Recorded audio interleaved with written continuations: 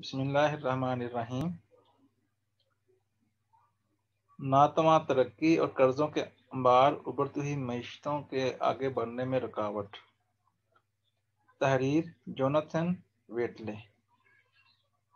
رواں برس ابھرتی ہوئی معیشتوں کے لیے مالی اعانت کے بڑھتے ہوئے اخراجات، قرضوں کی انبار میں تیزی سے اضافہ اور ڈاواں ڈول نمو ایک زہریلا امتزاج بننے کا خطرہ ہے۔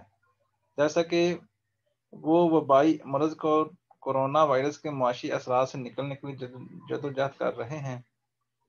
او ای سی ڈی نے اس ہفتے عالمی معیشت کے بارے میں بہتری کی پیش گوئی کی ہے، تاہم اس بہتری سے زیادہ تر فائدہ ترقی یافتہ دنیا کو ہوگا۔ اس نے متنبع کیا ہے کہ ابھرتی ہوئی معیشتوں کا آئندہ سال کے آخر تک وبائی مرض سے قبل کی اپنی ترقی کی شرح سے 3 سے 4% نیچے رہنے کا امکان ہے۔ اس پیش گوئی نے اس امید کو دھچکا پہنچایا ہے کہ مالیاتی طور پر کمزور اقوام ان عوامی اخراجات میں بڑے پیمانے پر توسیع سے باہر نکلنے کے قابل ہو جائیں گی، جو انہوں نے گزشتہ برس کورونا وائرس کے حوالے سے نافذ ہونے والے لاک ڈاؤن کی وجہ سے معیشتوں اور صحت کی دیکھ بھال کے نظام کو پہنچنے والے نقصان کی شدت کو کم کرنے کے لیے اقدامات کیے تھے۔ آئی ایم ایف اور دیگر اداروں کے ذریعے دنیا بھر کی حکومتوں پر زور دیا گیا ہے کہ وہ وبائی مرض کے دوران وہ جتنا خرچ کر سکتے ہیں کریں اور قرض کی فکر بعد کے لیے رکھیں۔ بین الاقوامی مالیات کے ادارے کے مطابق گزشتہ سال کے آخر میں برازیل کا عوامی قرض ملکی مجموعی پیداوار کا 102% رہا، بھارت 79% اور جنوبی افریقہ 82% پر پہنچ گیا ہے۔ زرعی اثاثہ کٹوتیاں سرکاری محصولات کی درجہ بندی کرنے والی ایجنسی فیچ کے مطابق امریکی و دیگر امیر ممالک کی جانب سے ان کے وبا کے رد عمل کے نتیجے میں کھربوں ڈالر عالمی مالیاتی منڈیوں میں داخل کیے گئے۔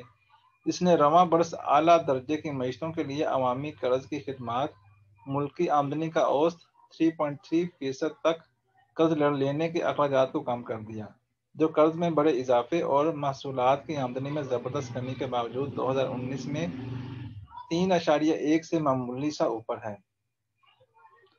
تاہم اب ابھرتی ہوئی معیشتوں میں سود کی شرحیں کافی زیادہ ہیں۔ اس سال سود کی ادائیگی پر وہ آمدنی کا اوسطاً 10.4% خرچ کریں گے، جو 2019 میں 8% سے زائد ہے۔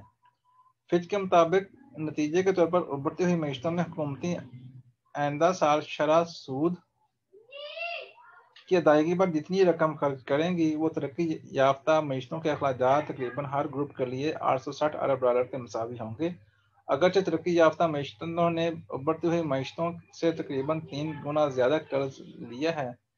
فچ میں خود مختار درجہ بندی کے عالمی سربراہ جیمز میک کار نے کہا کہ ہم جو سارے بحث و مباحثے سنتے ہیں وہ یہ ہے کہ حکومتوں کو سود لینے اور خرچ کرنے کے لیے کم شرح سود سے فائدہ اٹھانا چاہیے، لیکن اگر آپ کے پاس نہیں ہے تو عوامی کھاتوں پر بوجھ بڑھتا ہی جا رہا ہے۔ تجزیہ کاروں کے مطابق سب سے زیادہ غیر مستحکم وہ ممالک ہیں جن کے قرض پر سود کی اوسط شرح ان کی شرح نمو سے زیادہ ہے۔ سی ٹی میں ابھرتی ہوئی مارکیٹ کی معاشیات کے سربراہ ڈیوڈ لیبین نے کہا کہ جنوبی افریقہ میں طویل مدتی حقیقی سود کی شرح 4% کے قریب ہے، جبکہ معیشت کی ترقی کی ممکنہ شرح 1.5% کے قریب ہو، تو یہ مضحکہ خیز حد تک زیادہ ہے۔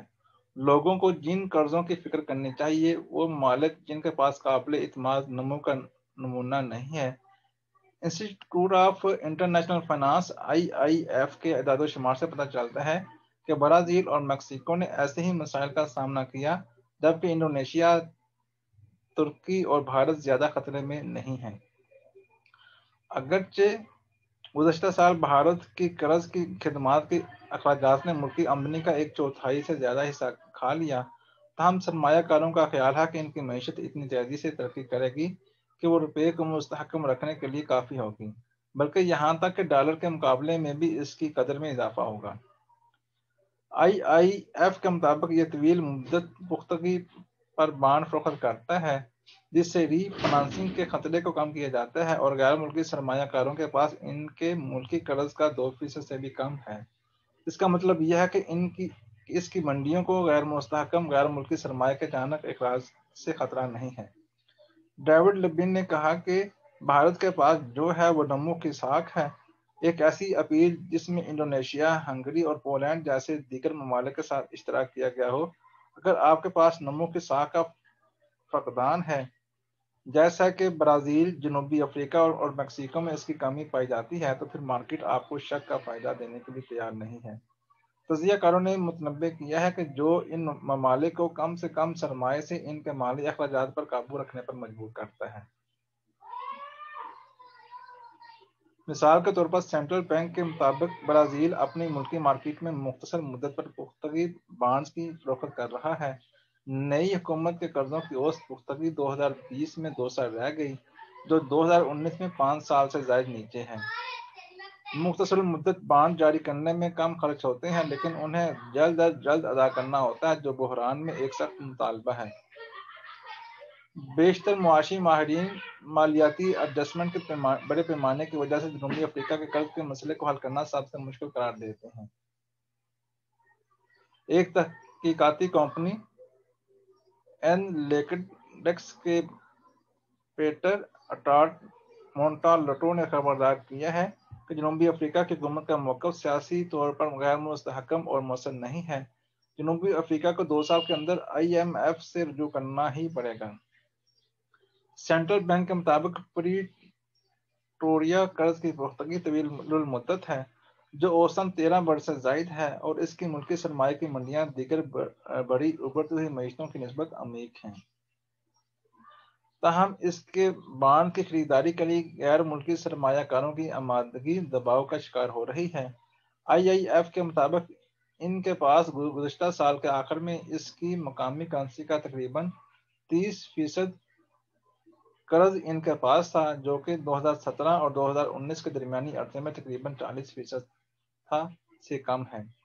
ابھرتی ہوئی مارکیٹ کے قرض کے بحران کی کلاسیکل شکل کے خلاف ابھرتی ہوئی معیشتوں کی اپنی کرنسی میں قرض فروخت کرنے کی صلاحیت کو کم کرنے میں مدد ملتی ہے۔ اس میں ڈالر کی کمی غیر ملکی قرضوں کی ادائیگی کی صلاحیت میں رکاوٹ ہے۔ ڈیوڈ لبن نے خبردار کیا کہ لیکن ان مقامی قرض کی منڈیوں کی لچک کو جانچنا ابھی باقی ہے، لہذا وہ بڑھتے ہوئے مالی بوجھ کے خلاف زیادہ تحفظ ثابت نہیں کر سکتے ہیں۔ انہوں نے کہا کہ بڑی ابھرتی ہوئی مارکیٹ میں ہمارے پاس ملکی قرضوں کے بحران کا کوئی تجربہ نہیں ہے۔